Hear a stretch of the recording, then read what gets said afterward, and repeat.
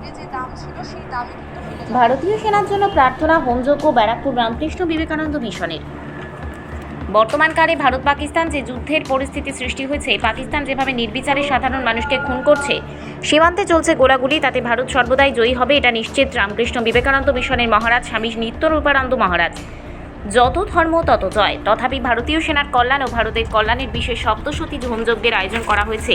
দেবী দুর্গার ও ভারতীয় জাতীয় পতাকাকে পুজো করা হচ্ছে।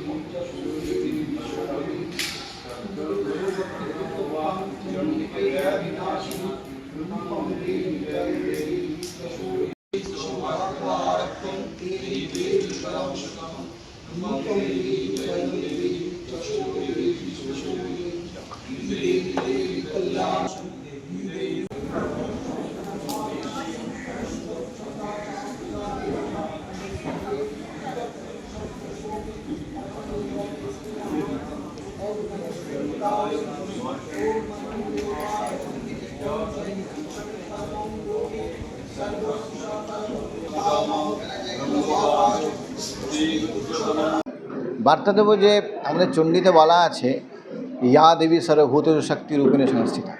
শক্তি আমাদের দরকার, শক্তি ছাড়া জয়লাভ হয় না। তাই আজকে আমরা শক্তির আহ্বান করছি যে মা শক্তিরূপে তুমি আমাদের সেনাবাহিনীর মধ্যে উপস্থিত হয়ে বর্বর শত্রুদের বিনাশ কর।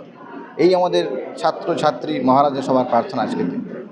ওরা যেভাবে মানুষকে সাধারণ মানুষের আক্রমণ করছে, দেখুন, যে যারা বর্বর হয়, যারা টেররিস্ট হয়, তারা ভালো মন্দ বোঝে না। তারা সবসময় চিরকাল খারাপ কাজই করে এবং সেইভাবে তারা বহুদিন ধরে ভারতের নাশকতামূলক কাজ করেছে, আজও করছে। এবং এদেরকে নাশ না করলে ভারতের শান্তি ফিরবে না, বিশ্বে শান্তি ফিরবে না।